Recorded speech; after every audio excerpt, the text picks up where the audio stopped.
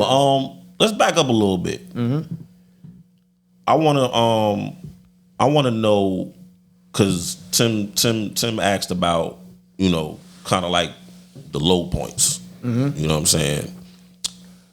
What was the point where like you considered like, yo, this was like my first like win in the on the journey I'm on? Like,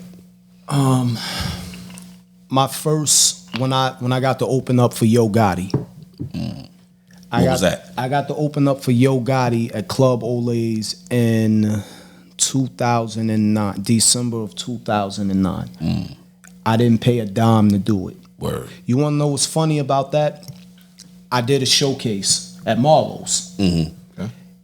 Songs that I'd already had. Newark, right? Right? Marlowe's Newark. Like Irvington, right? yeah. So right there. Yeah. And I went there and, I was the only one rapping the way I rap. Had bars, hooks, and everything. And there were some judges there. And the crowd loved it. But the judges felt I came off too militant. So the crowd, they're looking like, what the fuck they talking about? And so when they saw the crowd getting antsy, and it was a person that was a judge from a label that I'm not gonna name, I'm gonna wrap it up at the end of this. But he felt some type of way with my energy. But there was a promoter there that came up to me afterwards after they finished their critiquing. He was like, yo, I don't know what the fuck they talking about. That shit was dope. He like, yo, and shout out to him because he didn't have to do this. And it was a big deal. Like Yo Gotti at that time had that 5-star joint with Nicki Minaj. Right. Yo Gotti was already a millionaire. He was. You know what I'm saying? Yeah. And he said, listen, I want you to come open up for Yo Gotti. I'm bringing him here in December. You know what I'm saying? Do you got a CD? You got some music or whatever. Yeah. I'm like, damn, I gave him all away. Well, he was like, all right, I'm gonna meet you. Give me your number. I'm gonna meet you such and such. Bring it to me. We gonna sit with it, and I'm gonna take it to my partners. But you good. Yo, I fuck with what you doing. I like your energy. That's what's up. Me and him met up. He took it to his partners. After me and him sat and vibed to it, he was feeling it. Took it to his partners. Sent me all the information. I'm walking through VIP like, yo, damn, yo, this shit really happened. Just get like a little taste, like. And mind you, I didn't win the contest. The person that won it didn't open up for Yo Gotti. Right. Yo, I heard it was people there with their whole team, planning to bring their whole team on stage as they were gonna open up. Some of them paid like $2,500 just to open up. He was like, nah, you ain't paying nothing. Like, and you going on right before he goes on. Word. So I got to open up for him and Mario and Red Cafe. Nice. Now remember the judge I told you about was from Red Cafe's label. Okay. And I got to meet Red Cafe, one of the coolest dudes you ever meet. And he still get his money and still do his thing and rap. But the moral of the story is like, yo, I went to a competition, thinking I was gonna get a little, whatever ringtone deal or whatever they was doing. But I ended up opening up for a multi-million-dollar artist and a platinum selling artist and an artist that wrote for tons of our favorite artists.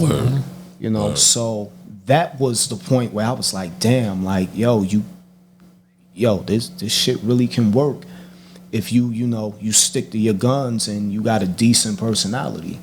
So that was like my big win. And then I'm like, yo, I didn't have no manager or anything. Right. Wow. So that was like the start of like a long list of like getting better at performing because they was feeling it. Word. So How deep were you into it before you got that first bright light? Yo, I was like, I finally did like a whole mixtape myself. So I wasn't even nowhere as deep as I'm into it now. Okay. But I was like almost, on the verge of, getting an actual manager. because people started saying, you know, they would like to manage me. Okay. You know, people who had different plugs, but you know, I just had this mentality that, you know, I'll just do it myself, because whenever I stop, you know, to team up with someone, something always happens. Right. You know, Right. so you never ended up getting a manager ever, like. I had a manager. I had a management team. I had a few managers, but you know, for whatever reason, but I learned a lot. You know, I'm not gonna say nothing negative. Like things could have been better on. You know, in all fairness, my mentality was different because I was still like into certain things, and you know, I was playing based on the shot clock. Like, man, I got to do this now. I got to do this now. And so maybe in perspective, maybe it wasn't fair to them. Gotcha. You know, because the shit is a process, not just for the artists, definitely. but also for the management. Yeah, You know, and gotta people learn each doing other. their thing. You know, and that's they what I got know. families too. You That's know? what I know from certain people that, you know, that I know that's into music still. Yeah. You know, if somebody got a certain plan for you, it's like, even if it's like, yo, yeah, I want to put him in this or next to this person or whatever the case is, you know what I'm saying? It might not be something that's going to be definite, Yeah. but if you have a certain frame of mind on some right now shit, Yeah. and then he tell you like, yo, I want to put you in this, and you going to be like, nah, let's do it now. Like, you know what I'm saying? Like, Yeah. is now I see from seeing, like, you know, both sides of the coin, because I know a couple people that, you know, that are managers for Right. different things, you know what I'm saying? And that be what it is a lot of time. And even with the managers, they, just because you a manager don't mean you just got the key to unlock every door. Yeah. Like as a manager, you gotta shake, stick, and move and do. You know what I'm saying? You gotta do a lot. You gotta move and shake, man. And it's tough on them, and that's why my perspective is like different. Like when I look back on things, I can hold myself accountable, because I was thinking different. But now I try to consider, you know, everyone's position. Right. Because you know, the artists, we're the ones that, you know, put the music out, or the ones that's performing and writing. But, you know, the team that's your team that you have around you, they're a part of your success as well. You know, so you have to also consider that. You know, you may have problems, they may have problems too. They may deal with their personal issues differently. Right.